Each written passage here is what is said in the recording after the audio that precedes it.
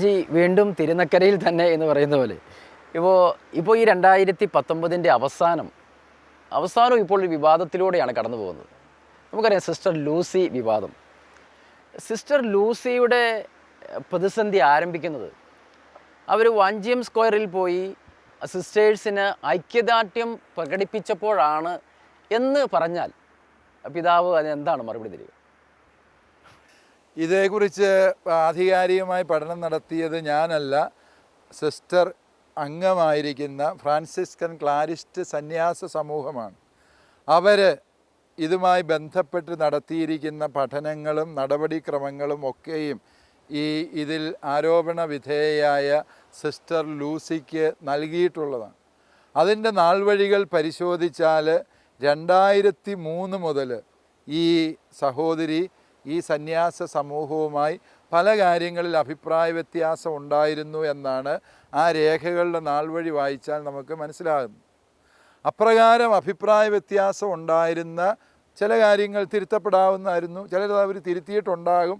അതുകൊണ്ടാണ് മേൽ നടപടികൾ ഉണ്ടാകാതിരുന്നത് എന്ന് ഞാൻ വിചാരിക്കുന്നു. ഏതാണെങ്കിലും ഇവർ തമ്മിലുള്ള ഒരു അസ്വാരസ്യം സന്യാസ സമൂഹത്തിൻ്റെ ചൈതന്യത്തിന് നിരക്കാത്ത രീതിയിലാണ് ഈ സഹോദരിയുടെ പ്രവർത്തനങ്ങൾ എന്ന് കണ്ടെത്തിയതും അതേക്കുറിച്ച് അന്വേഷിച്ചതും നടപടി സ്വീകരിച്ചതും ആ സന്യാസ സമൂഹത്തിൻ്റെ മേലധികാരികളായ സഹോദരിമാരാണ്.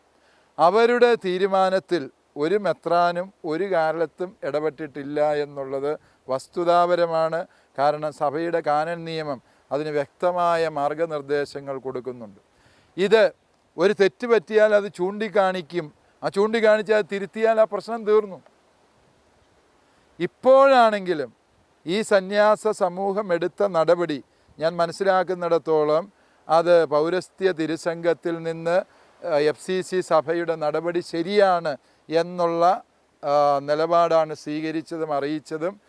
എന്നാൽ സഭയിൽ ഇത്തരം നടപടികളെക്കുറിച്ച് അന്തിമ തീരുമാനം പറയേണ്ടത് കാനോനിക സമിതികളിലെ പരമോന്നത സമിതിയായ സിഞ്ഞത്തൂര അപ്പസ്തോലിക്ക എന്നുള്ള സംവിധാനമാണ്. ആ സംവിധാനത്തിൽ ബഹുമാനപ്പെട്ട സിസ്റ്റർ പരാതി കൊടുത്തിട്ടുണ്ട്, അല്ലെങ്കിൽ അപ്പീൽ കൊടുത്തിട്ടുണ്ട് എന്നാണ് ഞാൻ മനസ്സിലാക്കുന്നത്. ആ അപ്പീലിൻ്റെ തീരുമാനം എന്തുവാകട്ടെ, സിസ്റ്ററിന് അനുകൂലമാണ് എങ്കിൽ അത് അനുകൂലമായി തന്നെ സഭാ നേതൃത്വം അംഗീകരിക്കും. അവരും പരിശോധിച്ചിട്ട് സിസ്റ്ററിൻ്റെ ഭാഗത്താണ് വീഴ്ച എന്ന് കണ്ടെത്തുകയാണ് എങ്കിൽ സിസ്റ്റർ സഭയ്ക്ക് വെളിയിലാകും എന്നുള്ളതാണ് സത്യം. സഭയ്ക്ക് വെളിയിലാകും എന്ന് പറഞ്ഞാൽ യാതൊരു മാനുഷിക പരിഗണനയില്ലാതെ അവരെ മഠത്തിൽ നിന്ന് റോട്ടിലേക്ക് ഇറക്കിവിടും എന്നൊന്നുമല്ല. ഫ്രാൻസിസ്കൻ ക്ലാരിസ്റ്റ് സന്യാസ സമൂഹത്തിൻ്റെ യാതൊരുവിധ അവകാശങ്ങളിലോ അവരുടെ സന്യാസ സമൂഹത്തിൻ്റെ നടപടിക്രമങ്ങളിലോ ഇവർക്ക് ഭാഗഭാഗിത്വമില്ല എന്നുള്ള ഒരു പ്രഖ്യാപനമാണ് അതിലൂടെ സഭ നൽകാൻ ആഗ്രഹിക്കുന്നത്. അവരുടെ ഉപജീവനത്തിന് വഴികളില്ല എങ്കിൽ തീർച്ചയായും അതിനുള്ള വഴികൾ അവർക്ക് കണ്ടെത്തി കൊടുക്കണം എന്ന് തന്നെയാണ് സഭാ നേതൃത്വം അല്ലെങ്കിൽ സഭയുടെ കാനൻ നിയമം അനുശാസിക്കുന്നത്. ഒരാളെ സഭയുടെ സന്യാസ സമൂഹത്തിൽ നിന്ന് പുറത്താക്കി എന്ന് പറയുമ്പോൾ അവരുടെ മാനുഷികമായി ജീവിക്കാനുള്ള അവസരങ്ങളും അവകാശങ്ങളും നിഷേധിക്കുന്നു എന്ന ഒരു പ്രതീതി ജനിപ്പിക്കുന്നത് സഭാ സംവിധാനങ്ങളെക്കുറിച്ച് അറിവില്ലാത്തവരെ തെറ്റിദ്ധരിപ്പിക്കാൻ ഉപയോഗപ്പെടുമായിരിക്കും. പക്ഷേ സഭയുടെ നിലപാട് അതല്ല എന്ന് സഭയുടെ കാനൻ നിയമം വായിച്ചിട്ടുള്ളവർക്ക് അറിയാവുന്നത്. ഇപ്പോൾ സിസ്റ്റർ ലൂസിയുടെ വിഷയം വന്നപ്പോൾ സിസ്റ്റർ ലൂസി ഒരു കവിത എഴുതി, അതിനെതിരെ സിസ്റ്റർ ലൂസിക്കെതിരെ നടപടി, സിസ്റ്റർ ലൂസി ഒരു ഡ്രൈവിംഗ് ലൈസൻസ് എടുത്തു, അതിനെതിരെ അവർക്കെതിരെ നടപടി എന്നൊക്കെ പറയുന്നത് അത് ഒരു ശരിയായ ഒരു കീഴ്വഴക്കമാണോ? അതായത് കവിത എഴുതുന്നത് പാപമാണ് എന്ന് ചിന്തിക്കാൻ നമ്മൾ ഏത് നൂറ്റാണ്ടിലാണ് ജീവിക്കുക? കവിത എഴുതുന്നത് പാപമല്ല എന്ന് മാത്രമല്ല, ഈ ക്രിസ്ത്യൻ കവയത്രികളിൽ ഏറ്റവും മുൻനിരയിൽ നിൽക്കുന്ന സിസ്റ്റർ മേരി ബെനീഞ്ഞ, മേരി ജോൺ തോട്ടം, അവരുടെ കവിതകൾ ഇന്നും നമ്മൾ ഉരുവിടുന്ന എത്രയോ കവിതകൾ ആ അമ്മയുടെ തൂലികയിൽ നിന്ന് രൂപം കൊണ്ടിട്ടുണ്ട്. കവിതയെ കവിതയായി മനസ്സിലാക്കാനുള്ള സഹൃദയത്വം സഭയ്ക്കുണ്ട്. എന്നാൽ കവിത എഴുതിയതിൻ്റെ പേരിലാണ് എന്നെ പുറത്താക്കിയത് എന്ന് പുകമറ സൃഷ്ടിക്കുന്നവരുടെ നിലപാടുകളെ മനസ്സിലാക്കാനുള്ള വിവേകവും സഭയ്ക്കുണ്ട്. ഒരുപക്ഷെ ഇവിടുത്തെ പൊതുസമൂഹത്തിൽ ചില തെറ്റിദ്ധാരണകൾ ജനിപ്പിക്കാൻ ഇത്തരത്തിലുള്ള ചില ആരോപണങ്ങൾ നിമിത്തമായിട്ടുണ്ട് എന്നുള്ളത് സത്യമാണ്.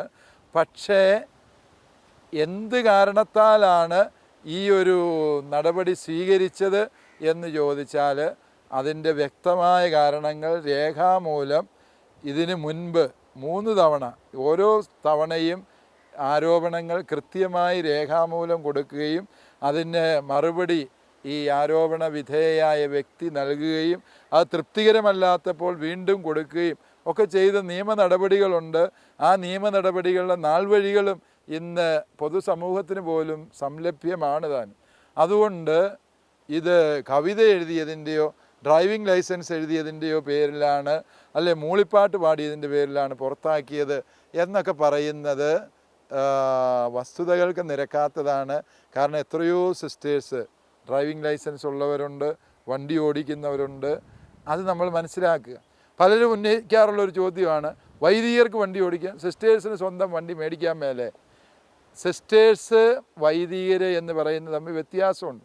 അതായത് സന്യാസ വൈദികരും സന്യാസ സിസ്റ്റേഴ്സും ഒരേ കാറ്റഗറിയിൽപ്പെട്ടവർക്കാണ്. അവർക്ക് സ്വന്തമായി വാഹനങ്ങൾ മേടിക്കാനോ സമ്പത്ത് ആർജിക്കാനോ അവരെ നിയമം അനുവദിക്കുന്നില്ല. സഭയുടെ നിയമമാണത്. കാരണം സന്യാസത്തിൻ്റെ ഭാഗമാണ് ആ നിയമം. അതേസമയം ഇടവക പട്ടക്കാരായ വൈദികർ അവർ സന്യാസികളല്ലാത്തതിനാൽ അവർക്ക് സ്വന്തമായി വാഹനം വാങ്ങുന്നതിനോ സ്വത്ത് കൈവശം വയ്ക്കുന്നതിനോ അവകാശം സഭ നിഷേധിക്കുന്നില്ല. കാരണം അവരുടെ വാർദ്ധക്യകാലത്ത് അവരെ സംരക്ഷിക്കാൻ വേറെ സംവിധാനങ്ങൾ സഭയിൽ ഇല്ലാത്തത് കൊണ്ട്, ഒരു സന്യാസ സമൂഹത്തിൻ്റെ പിന്തുണ അവർക്കില്ലാത്തത് കൊണ്ട് അവർക്ക് ഇപ്രകാരം സ്വന്തം ആവശ്യങ്ങൾക്ക് വാഹനം വാങ്ങാനും ഓടിക്കാനും ഉപയോഗിക്കാനും അനുവാദമുണ്ട്. അതുകൊണ്ട് ഇടവക പട്ടക്കാരുമായിട്ടല്ല സന്യാസിനിമാരെ താരതമ്യം ചെയ്യേണ്ടത്. സന്യസ്തരായ വൈദികരും സന്യാസിനിമാരായ സഹോദരിമാരും തമ്മിലാണ് താരതമ്യം ചെയ്യേണ്ടത്. അവർക്ക് സഭാ നിയമം ഒന്ന് തന്നെയാണ്. അവരാരും, അത് വൈദികരായിക്കോട്ടെ, സന്യസ്തരായ വൈദികരായിക്കോട്ടെ, സന്യാസിനിമാരായിക്കോട്ടെ, അവരെന്ത് ചെയ്യണമെങ്കിലും മേലധികാരികളുടെ അനുവാദത്തോടു കൂടി ചെയ്യണം. അതൊരു സംവിധാനത്തിൽ അപ്രകാരമുള്ള വ്യവസ്ഥകളുണ്ട്.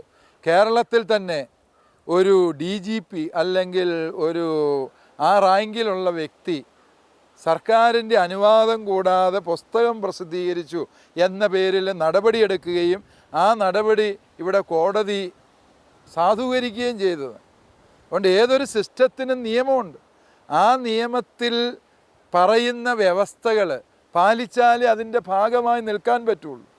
ഇപ്പോൾ ഏതെങ്കിലും വ്യക്തികൾക്ക് വേണ്ടി ഈ നിയമങ്ങളെല്ലാം കാറ്റിൽ പറത്തിക്കൊണ്ട് കന്യാസ്ത്രീ മഠങ്ങളെ എല്ലാവർക്കും കയറി ഇറങ്ങാനുള്ള വേദിയാക്കി മാറ്റിയാൽ സംഭവിക്കാൻ പോകുന്ന എന്താണ്?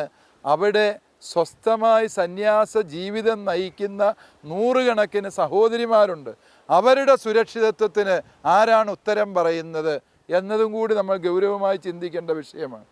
ആരോപണങ്ങൾ ഉന്നയിക്കുമ്പോൾ ഈ എല്ലാവർക്കും സന്യാസിനിമാരുടെ സകല കാര്യത്തിലും ഇടപെടാൻ അവകാശം വേണമെന്ന് പറഞ്ഞ് സമരത്തിറങ്ങുകയും കന്യാസ്ത്രീ മഠങ്ങളെപ്പോലും സമരവേദികളാക്കുകയും ചെയ്യുമ്പോൾ ഓർക്കുക, വിശ്വസ്തയോടെ സന്യാസം ജീവിക്കുന്ന നൂറുകണക്കിന് സഹോദരിമാർ അവിടെ താപസ ജീവിതം നയിക്കുന്നുണ്ട്.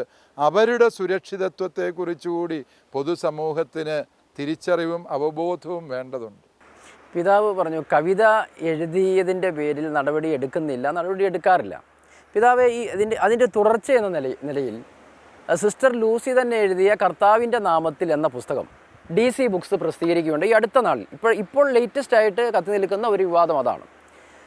അത് KCM പിള്ളേരെ ഇറക്കി അതിനെതിരെ പ്രചാരണങ്ങൾ അഴിച്ചുവിടുകയും ആ പുസ്തകം പ്രസിദ്ധീകരിച്ചതിൻ്റെ പേരിൽ സിസ്റ്റർ ലൂസിയെ വീണ്ടും ഒരു കഷ്ടതയിലേക്ക് അത് കൊണ്ടുവന്നെത്തിക്കുകയും ചെയ്തു എന്ന് പറഞ്ഞാൽ പിതാവിനത് നിഷേധിക്കാൻ കഴിയുമോ? യെസ്, സിസ്റ്റർ ലൂസി എന്ന സഹോദരി, അവർ കത്തോലിക്ക സഭയിലെ ഒരു സന്യാസിനിയാണ്. ഇപ്പോഴും സഭാപരമായ നടപടിക്രമങ്ങൾ പൂർത്തിയാക്കാത്തിടത്തോളം കാലം അവർ ഇപ്പോഴും സഭയിലെ ഒരു സന്യാസിനി സഹോദരിയാണ്. ആ സഹോദരിയെ വ്യക്തിപരമായി അധിക്ഷേപിക്കുന്നതോ സ്വഭാവഹത്യ നടത്തുന്നതോ അത് സഭയുടെ നിലപാടല്ല.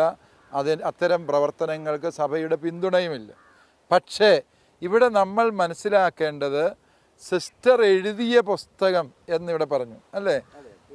ഞാൻ 100% ഞാൻ ആ പുസ്തകം വായിച്ച വ്യക്തിയാണ്. കാശ് കൊടുത്ത് ഞാൻ മേടിച്ചില്ല, വേറൊരാളുടെ മേടിച്ച പുസ്തകം ഞാൻ വായിച്ചു എന്നുള്ളതാണ് സത്യം. ഞാനൂടെ അതിന് സംഭാവന കൊടുക്കേണ്ടതുണ്ട് DC ബുക്സിന് എന്ന് ഞാൻ ചിന്തിക്കുന്നില്ല. അതുകൊണ്ട് ഞാൻ പൈസ കൊടുത്തില്ല എന്നുള്ളത് സത്യം. ഏതാണ് ഈ പുസ്തകം വായിച്ചപ്പം എനിക്കൊരു കാര്യം മനസ്സിലായി, ഇത് ബഹുമാനപ്പെട്ട സിസ്റ്ററിൻ്റെ രചനയല്ല. കാരണം ഇത്രയും കാലം സന്യാസം ജീവിച്ച ഒരു സഹോദരിക്ക് സന്യാസത്തെക്കുറിച്ച് ഇത്രയും മലിനമായി ചിന്തിക്കാനും മ്ലേച്ഛമായ പദങ്ങളിൽ വിവരിക്കാനും സാധിക്കില്ല. സിസ്റ്റർ ലൂസിക്ക് ഇത്രമേൽ തരംതാന്ന് എഴുതാനാവില്ല എന്ന് ഞാൻ 100% വിശ്വസിക്കുന്നു. മറിച്ച് ഇതിലെ ഓരോ വരികളും സഭാവിരുദ്ധരുടെ, സന്യാസത്തെ തകർക്കാൻ ആഗ്രഹിക്കുന്നവരുടെ ഇഷ്ടങ്ങളും ഇംഗിതങ്ങളുമാണ് അവിടെ എഴുതി നിറച്ചിരിക്കുന്നത്. ഈ സന്യാസിനി സമൂഹത്തിൽ ഒരു നന്മയും ചെയ്യുന്നില്ലേ? രാവിലെ തൊട്ട് വൈകുന്നവരെയും വൈകുന്ന തൊട്ട് വെളുക്കുവോളോ ഈ മഠങ്ങളിൽ പീഡനങ്ങൾ മാത്രമേ ഉള്ളൂ എന്ന മട്ടിൽ എഴുതി വെച്ചത് സന്യാസത്തിൻ്റെ ABCD അറിയാവുന്ന ആരും എഴുതുന്നൊരു പ്രസ്താവനയല്ല. മറിച്ച് ഇത്തരം വിവരണങ്ങൾ കൊണ്ട് ഓരോ പേജുകളും നിറയ്ക്കുമ്പോൾ അതിൽ കേവലം പുസ്തകം വിൽക്കണം എന്നുള്ള കച്ചവട താല്പര്യത്തിനപ്പുറത്ത് ഈ സന്യാസത്തിൻ്റെ അടിവേരറക്കണം എന്ന് ചിന്തിക്കുന്ന പൈശാചികമായ ഒരു ചിന്തയും അതിൻ്റെ പിന്നാമ്പുറത്തുണ്ട്. അതുകൊണ്ട് ഈ പുസ്തകം വായിച്ചു കഴിഞ്ഞപ്പോൾ എനിക്ക് മനസ്സിലായി, ഈ പുസ്തകം സഭാ സമൂഹത്തിന് ഒരു ദോഷവും ചെയ്യാൻ പോകുന്നില്ല. കാരണം വായിച്ചവരൊക്കെ തങ്ങൾക്ക് പണം നഷ്ടമായി എന്നുള്ള ചിന്തയിൽ കഴിയുന്നതാണ് എൻ്റെ ഒരു അനുഭവം എന്ന് പറയുന്നത്. അതുകൊണ്ട് ഈ സിസ്റ്റർ ലൂസിയെക്കുറിച്ചുള്ള നിലപാടുകൾ സഭയുടേത് വളരെ കൃത്യതയുള്ള നിലപാടാണ്. സിസ്റ്ററിനെ ഏതെങ്കിലും വിധത്തിൽ ഒരു മനുഷ്യ വ്യക്തി എന്ന നിലയിലോ സന്യാസിനി എന്ന നിലയിലോ അവർക്ക് ലഭിക്കേണ്ട മാന്യതയും അംഗീകാരവും ലഭിക്കാത്ത രീതിയിൽ അവരെ സ്വഭാവഹത്യ നടത്തുന്നതോ അവർക്കെതിരായി സമരം നടത്തുന്നതോ അവരെന്ന വ്യക്തിയെ തേജോവധം ചെയ്യാൻ നടത്തുന്ന ശ്രമങ്ങളോ ആര് ചെയ്താലും അതിന് സഭയുടെ പിന്തുണയില്ല. അതേസമയം KCYM പോലെയുള്ള യുവജന പ്രസ്ഥാനങ്ങൾ ഈ പുസ്തകത്തിനെതിരായി പ്രതികരിച്ചത് തികച്ചും ന്യായീകരിക്കാവുന്ന വിഷയം തന്നെയാണ്. കാരണം എന്ത് എന്ന് ചോദിച്ചാൽ, ഇത്തരം ശുദ്ധ അസംബന്ധം ഒരു വിശ്വാസി സമൂഹത്തിൻ്റെ മുഖത്ത് കൊഞ്ഞനം കുത്തി കാണിക്കുന്ന രീതിയിൽ ഇവിടെ ഉത്തരവാദപ്പെട്ട ഒരു പുസ്തക പ്രസാധനശാല പ്രസിദ്ധീകരിച്ചപ്പോൾ ഇവിടുത്തെ യുവജനങ്ങൾ അതിനെതിരായി ഗാന്ധിയൻ മാതൃകയിൽ പ്രതികരിച്ചപ്പോൾ, അതിനെതിരായി പ്രതിഷേധമറിയിച്ചപ്പോൾ അത് തെറ്റാണ് എന്ന് ചിന്തിക്കാൻ അരിയാഹാരം കഴിക്കുന്നവർക്ക് പറ്റില്ല എന്നതും കൂടി നമ്മൾ തിരിച്ചറിയും. പിതാവേ, ഈ പറഞ്ഞിടത്ത് തന്നെ തുടങ്ങിയാൽ ഈ അടുത്ത കാലത്തായിട്ട് സന്യാസത്തെ തേജോവധം ചെയ്യാൻ വളരെ ബോധപൂർവമായ ശ്രമങ്ങൾ നടക്കുന്നതായി നമുക്ക് കണ്ടെത്താൻ കഴിയുന്നുണ്ട്. ഇപ്പോൾ എൻ്റെയും ഞങ്ങളുടെയൊക്കെ കുടുംബങ്ങളിൽ നിന്ന് തന്നെയാണ് ഈ സിസ്റ്റേഴ്സും ഒക്കെ ഉണ്ടാകുന്നത്. തീർച്ചയായും ഒരു പിതാക്കൾ എന്ന നിലയിൽ, അൽമായരെന്ന നിലയിൽ ഈ സന്യസ്തർക്കെതിരെയുള്ള ഇത്തരം അതിക്രമങ്ങളെ പ്രതിരോധിക്കുവാൻ സഭയ്ക്ക് അങ്ങനൊരു സംവിധാനമില്ലേ? അല്ലെങ്കിൽ സഭ അത്ര ഒരു സംവിധാനത്തെക്കുറിച്ച് ആലോചിക്കേണ്ടതല്ലേ? യെസ്, തീർച്ചയായും ഈ ഒരു വിഷയവും പ്രസക്തമായൊരു കാര്യം തന്നെയാണ്. കാരണം സഭ നേരിടുന്ന ഇത്തരം പ്രതിസന്ധികളിൽ നിന്നാണ് സഭ പാഠം പഠിക്കുന്നത്. ഈ മാധ്യമങ്ങൾ ഇപ്രകാരം ഗൂഢമായ അജണ്ടയോടെ സഭയെ വളഞ്ഞിട്ട് ആക്രമിക്കുന്ന ഒരു സാഹചര്യം എങ്ങനെ ഉണ്ടായി എന്നുള്ളത് ശരിക്കും സഭ ഈ അടുത്ത കാലത്താണ് തിരിച്ചറിയുന്നത് എന്നതും കൂടി നമ്മൾ ഇതിനോട് ചേർത്ത് വായിക്കേണ്ടതാണ്. നമ്മൾ മനസ്സിലാക്കുക, ഈ എത്രയോ വൈദികർ ഇവിടെ വിശുദ്ധമായ ജീവിതം നയിക്കുന്നു. എത്രയോ ആയിരക്കണക്കിന് സിസ്റ്റേഴ്സ് ഇവിടെ മാതൃകാപരമായി വിശുദ്ധ ജീവിതം നയിക്കുകയും ദൈവരാജ്യ ശുശ്രൂഷ ചെയ്യുകയും സുവിശേഷത്തിന് സാക്ഷ്യം വഹിക്കുകയും ചെയ്യുന്നു. അവരുടെ എല്ലാം ആത്മാഭിമാനത്തിന് വില പറയാൻ ഇവിടുത്തെ മാധ്യമങ്ങൾ ഒരുമ്പെട്ടിറങ്ങുന്നത് സാമാന്യനീതിയുടെ ലംഘനമാണ്. അത് ഇവിടുത്തെ സന്യാസത്തോട് കാണിക്കുന്ന അന്യായമാണ് എന്ന് ഇവിടുത്തെ വിശ്വാസി സമൂഹം തിരിച്ചറിഞ്ഞു. കാരണം ഇവിടുത്തെ സന്യാസിനിമാർ ചെയ്യുന്ന ഒരു നന്മ പ്രവർത്തിക്ക് വേണ്ടി ഒരു വരി പോലും എഴുതാത്ത പത്രങ്ങൾ, ഒരു ദൃശ്യം പോലും കാണിക്കാത്ത മാധ്യമങ്ങൾ സന്യാസിനിമാരെ അധിക്ഷേപിച്ചുകൊണ്ട് നിരന്തരം വാർത്തകൾ ചമയ്ക്കുന്നതിൻ്റെ പിന്നിൽ തീർച്ചയായും ഗൂഢലക്ഷ്യങ്ങൾ മാത്രമല്ല സാമ്പത്തിക നേട്ടങ്ങളും ഞങ്ങൾ സംശയിക്കുന്നുണ്ട്. അത്തരത്തിലുള്ള സാഹചര്യങ്ങളെ പ്രതിരോധിക്കാൻ സംഘടിതമായി സന്യസ്തർ തന്നെ മുന്നോട്ട് വരുന്ന അവസരമുണ്ടായിട്ടുണ്ട്. അപ്രകാരം വ്യാജ വാർത്തകൾ പ്രസിദ്ധീകരിച്ച മാധ്യമങ്ങൾക്കെതിരെ സന്യാസിനിമാർ തന്നെ തെരുവിലിറങ്ങേണ്ട ഗതികേടും കേരള സഭയിൽ ഉണ്ടായി എന്നുള്ളത് നമ്മൾ തിരിച്ചറിയുന്ന വസ്തുതയാണ്. ഏറ്റവും അധികം ചർച്ച ചെയ്യപ്പെടാവുന്ന അല്ലെങ്കിൽ നമ്മൾ ഏറ്റവും കൂടുതൽ ഇപ്പോൾ കരുതലോടെ ഇരിക്കേണ്ട മറ്റൊരു വിഷയമാണ് ചർച്ച് ആക്ട്. ഈ ചർച്ച് ആക്ടിനെ കുറിച്ച് പറയുമ്പോൾ ആത്മീയ കാര്യങ്ങൾ സഭ നോക്കുകയും ഭൗതിക കാര്യങ്ങൾ, സാമ്പത്തിക കാര്യങ്ങളടക്കം അത് പ്രത്യേക ഒരു ബോഡി അത് കൃത്യമായി ചെയ്യുന്നതിൽ എന്താണ് ഒരു തെറ്റ് പിതാവ് കാണുന്നത്? തെറ്റ് എന്ന് പറയുന്നത് ഇത് വെറും സാങ്കല്പികമായൊരു വേർതിരിവാണ്. അതായത് ആത്മീയ കാര്യം സഭ നോക്കിക്കോ, ഭൗതിക കാര്യം അത് ഞങ്ങൾ ചില തിരഞ്ഞെടുത്ത രാഷ്ട്രീയ സ്വാധീനമുള്ള സമിതികൾ നോക്കിക്കൊള്ളാം എന്ന് പറയുന്നതിനകത്ത് അപകടമുണ്ട്. കാരണം നമ്മൾ ഒരാളെ കുത്തിക്കൊന്നിട്ട് ഞാൻ അവൻ്റെ ശരീരത്തെ മാത്രമേ എടുത്തിട്ടുള്ളൂ, അവൻ്റെ ആത്മാവിന് ദോഷം വരുത്തിയിട്ടില്ല എന്ന് പറഞ്ഞാൽ അത് എത്രമേൽ വലിയ അവിവേകമാണ്. ഈ ഭൗതിക ശാരീരിക സാന്നിധ്യമില്ലാതെ ആത്മാവ് എങ്ങനെയാണ് പ്രവർത്തന നിരതമാകുക? ഇപ്പോൾ ഈ പറയുന്നതിൻ്റെ അർത്ഥം എന്താ? കുർബാന ചൊല്ലുന്ന കാര്യം അത് അച്ഛൻ ചെയ്തു, മാമോദീസ മുക്കുന്ന പ്രാർത്ഥന അച്ഛൻ ചെയ്തു, പക്ഷേ മാമോദീസ മുക്കേണ്ട പള്ളി അത് അച്ഛൻ ഉപയോഗിക്കണോ വേണ്ടയോ എന്ന് ഞങ്ങൾ തീരുമാനിക്കും. അവിടെ ഉപയോഗിക്കേണ്ട അൾത്താര അത് അച്ഛൻ എപ്പോഴുപയോഗിക്കണം, ഏത് കാര്യത്തിന് ഉപയോഗിക്കണം എന്നുള്ളത് ഈ സമിതി തീരുമാനിക്കും. അതായത് ഈ ആത്മീയ കാര്യത്തെ സഭാപരമായ വിഷയങ്ങളിൽ ആത്മീയതയെയും ഭൗതികതയെയും തമ്മിൽ ഇപ്രകാരം പാലും വെള്ളവും പോലെ തിരിക്കാൻ പറ്റും എന്നൊക്കെ പറയുന്നത് ഒരു ഉട്ടോപ്യൻ ചിന്ത മാത്രമാണ്. നമ്മൾ തിരിച്ചറിയണം, സഭയുടെ ഭൗതികത സഭയിൽ ശക്തി പ്രാപിക്കുന്ന സാഹചര്യമുണ്ട് എങ്കിൽ ആത്മീയത കൊണ്ട് ഭൗതികതയെ തിരുത്താനും വിമലീകരിക്കാനുമുള്ള കരുത്ത് സഭയ്ക്കുണ്ട്. അപ്രകാരമുള്ള തിരുത്തൽ നടപടികൾ ആവശ്യമുണ്ടെങ്കിൽ അതേക്കുറിച്ച് നമ്മൾ ചിന്തിക്കണം. അല്ലാതെ ഇത് ഞങ്ങൾ ആത്മീയ കാര്യം സഭയെ ഏൽപ്പിച്ചു, ഭൗതിക കാര്യം ഞങ്ങളിങ്ങ് എടുത്തു എന്ന് പറയുന്നതിൽ അവിവേകം. പക്ഷേ പിതാവേ, നമ്മുടെ ഇതര സമുദായങ്ങളിൽ ഇപ്പോൾ ഹിന്ദു സമുദായമാണെങ്കിൽ ദേവസ്വം ബോർഡുണ്ട്, വഖഫ് ബോർഡുണ്ട്. ഈ ഒരു മോഡലിൽ അതും ചിന്തിക്കുന്നതിൻ്റെ അകത്തും തെറ്റുണ്ട് എന്നാണോ പിതാവ് പറയുന്നത്? ഉണ്ട്. കാരണം അതിനകത്ത് ചരിത്രപരമായ ചില അറിവില്ലായ്മയിൽ നിന്നാണ് അത്തരം കാര്യങ്ങൾ വരുന്നത്. എല്ലാ ഹിന്ദു ക്ഷേത്രങ്ങളും ദേവസ്വം ബോർഡിൻ്റെ കീഴിൽ പെടുന്നതല്ല. അതല്ല എങ്കിൽ എല്ലാ പള്ളികളും, മുസ്ലിം പള്ളികളും വഖഫ് ബോർഡിൻ്റെ കീഴിൽ പെടുന്നതല്ല. അതിനൊക്കെ ചില ചരിത്രപരമായ കാരണങ്ങളുണ്ട്. ഇവിടെ രാജ്യം ഭരിച്ചിരുന്ന രാജാക്കന്മാർ ഇവിടുത്തെ നികുതി പണം ഉപയോഗിച്ചുകൊണ്ട് നിർമ്മിച്ചിട്ടുള്ള സംവിധാനങ്ങളെ അത് സർക്കാർ നിയന്ത്രണത്തിലേക്ക് കൊണ്ടുവരേണ്ടതുണ്ട് എന്നുള്ള ചിന്തയിൽ നിന്നാകാം ഒരുപക്ഷെ ഇത്തരത്തിലുള്ള ചില സംവിധാനങ്ങൾ രൂപപ്പെട്ടു വന്നതിൻ്റെ കാരണം നമുക്കറിയാം, തിരുവിതാംകൂർ രാജാക്കന്മാർ സർവസമ്പത്തും ക്ഷേത്രങ്ങളിൽ അർപ്പിക്കുകയും അവർ ആ ദേവൻ്റെ ദാസന്മാരായി പ്രവർത്തിക്കുകയും ചെയ്ത ചരിത്രമാണ് ഉണ്ടായിട്ടുള്ളത്.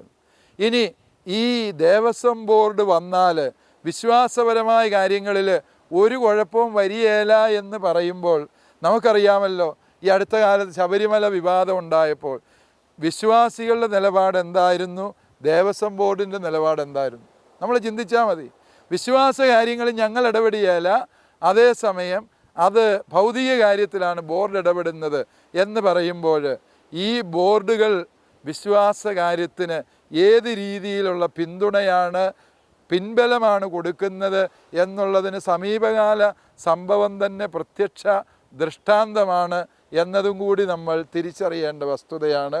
പിന്നെ മറ്റൊരു വസ്തുത, കത്തോലിക്ക സഭയിൽ ഈ സ്വത്തുകൾ കൈകാര്യം ചെയ്യുന്നതിന് നിലവിൽ വളരെ വ്യക്തമായ ജനാധിപത്യപരമായ വ്യവസ്ഥിതിയുണ്ട്. പൊതുയോഗം തിരഞ്ഞെടുക്കുന്ന കൈക്കാരന്മാർ, ആ കൈക്കാരന്മാരും കൂടി ഉൾപ്പെടുന്ന സംയുക്ത ജോയിൻ്റ് അക്കൗണ്ടിലാണ് പണം ഇവിടെ വ്യവഹാരം ചെയ്യപ്പെടുന്നത്. അത് ഓരോ മാസത്തെയും കണക്കുകൾ കൃത്യമായി വായിച്ച് പൊതുസമൂഹം, ഈ വിശ്വാസി സമൂഹത്തിൻ്റെ പ്രതിനിധി സഭ അംഗീകരിക്കുന്നതാണ്. നിശ്ചിത തുകയിൽ കൂടുതൽ ഏതെങ്കിലും കാര്യത്തിന് വിനിയോഗിക്കണമെങ്കിൽ അതിന് വൈദികർക്ക് ഇത്ര തുക വരെയാണെങ്കിൽ കൈക്കാരന്മാരടങ്ങുന്ന അൽമായ സമിതിയുടെ, അതിൽ കൂടുതലാണെങ്കിൽ പാരീഷ് കൗൺസിലിൻ്റെ, അതിലും കൂടിയ തുകയുടെ നിർമ്മാണ പ്രവർത്തികളോ വിനിമയമോ ആണ് എങ്കിൽ അതിന് പൊതുയോഗത്തിൻ്റെ അനുവാദം വേണമെന്ന് ഈ സഭയിൽ നിയമമുണ്ട്. അതായത് സ്വത്ത് കൈകാര്യം ചെയ്യുന്നതിന് തികച്ചും സുതാര്യമായ ഒരു സംവിധാനം സഭയിൽ നിലവിലിരിക്കെയാണ് ഇവിടെ ഒരു സംവിധാനവുമില്ല എന്ന പുകമറ സൃഷ്ടിക്കാൻ ശ്രമിക്കുന്നത്.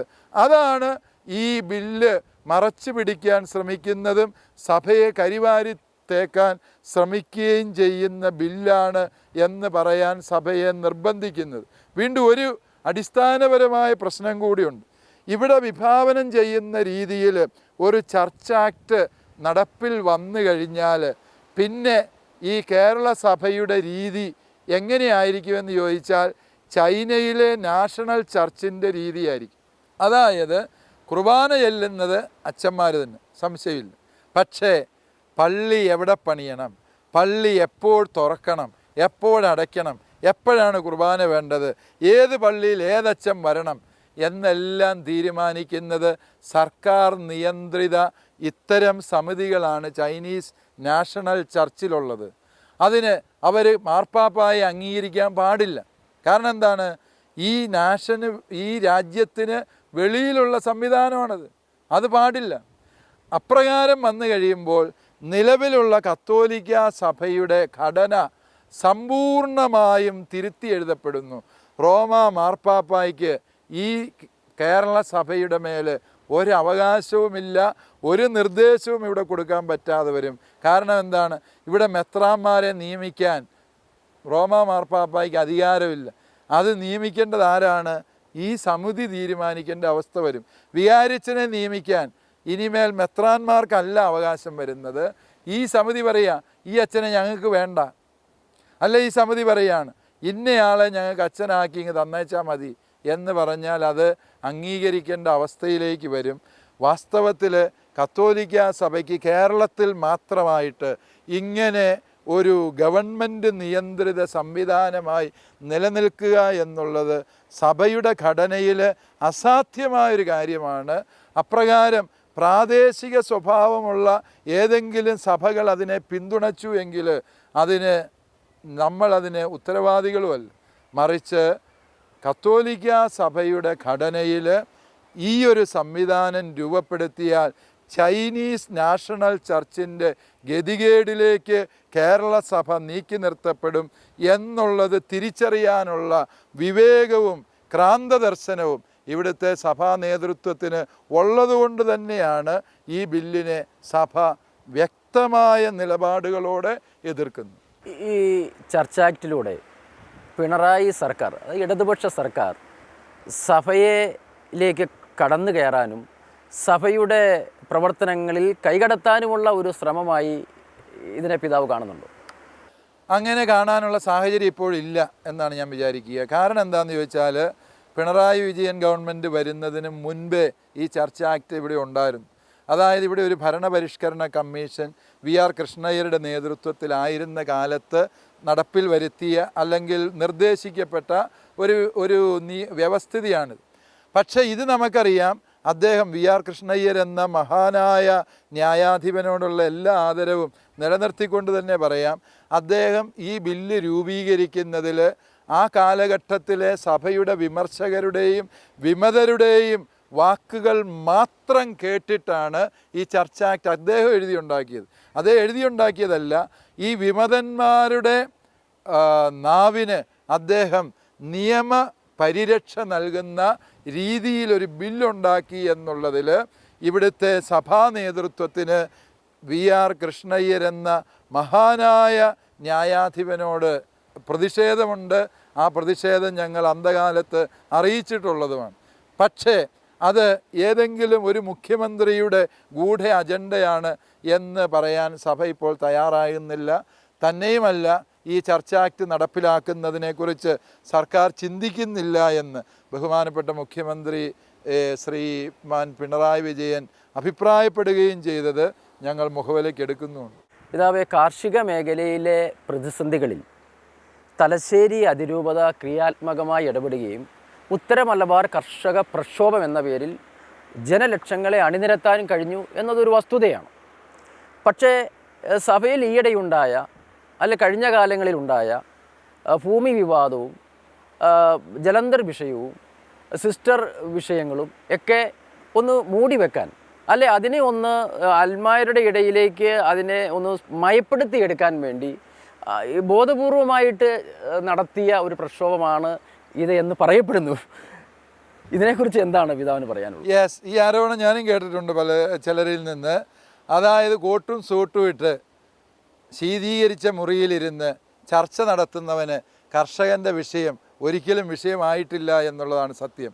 ഇവിടെ റബ്ബറിന് 270 രൂപ വിലയുണ്ടായിരുന്ന റബ്ബറിൻ്റെ വില 100 രൂപയായി ഇടിഞ്ഞു. വെട്ടുകൂലി പോലും കൊടുക്കാൻ നിവൃത്തിയില്ലാതെ ഇവിടെ റബ്ബർ തോട്ടങ്ങൾ, ലക്ഷക്കണക്കിന് ഹെക്ടർ തോട്ടങ്ങൾ ടാപ്പിംഗ് നിർത്തിവെച്ചിട്ട് വർഷങ്ങളായി. റബ്ബർ കർഷകൻ കഞ്ഞി കുടിക്കാൻ നിവൃത്തിയില്ലാതെ പട്ടിണി മരണത്തിലേക്ക് നീങ്ങുന്നു. അത് കണ്ടിട്ട് ആരും പ്രതികരിക്കാൻ പാടില്ല. ഇനി ആരെങ്കിലും പ്രതികരിച്ചാൽ അവൻ്റെ വായടയ്ക്കാൻ ജാംബവാൻ്റെ കാലത്തെ പ്രശ്നങ്ങൾ ഉന്നയിച്ചുകൊണ്ട് വരിക എന്ന് പറയുന്നത് തെറ്റായ നിലപാടാണ്.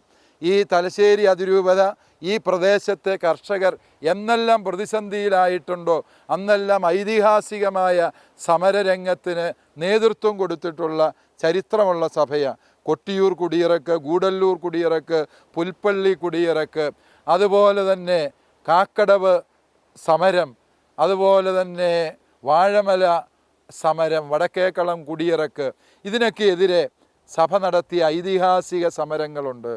എവിടെ കാർഷിക ജനത വേദനിച്ചുവോ, ഈ അതിരൂപതയുടെ 90% വരുന്ന ജനതയുടെ നിലനിൽപ്പ് അപകടത്തിലാകുന്ന സ്ഥിതി വന്നപ്പോൾ അതിനെ ജാതിമത ഭേദമന്യേ സർവ്വ മനുഷ്യരെയും അണിനിരത്തിക്കൊണ്ട് ഐതിഹാസികമായൊരു സമരം വടക്ക് നിന്ന് ആരംഭിച്ചു.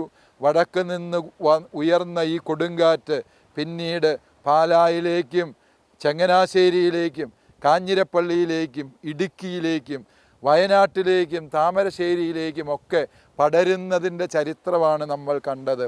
അതുകൊണ്ട് ഈ രംഗത്ത് സഭയുടെ ഇടപെടലിനെ ഏതെങ്കിലും മുട്ടാന്യായങ്ങൾ ഉന്നയിച്ച് തമസ്കരിച്ച് പതിവ് പോലെ കർഷകൻ്റെ അവകാശങ്ങൾ നിഷേധിക്കാം എന്ന് ആരെങ്കിലും കരുതുന്നുണ്ട് എങ്കിൽ അവർ മൂഢസ്വർഗത്തിലാണ് എന്ന മുന്നറിയിപ്പ് തരാൻ മാത്രമേ എനിക്ക് ഈ സമയത്ത് സാധിക്കൂ.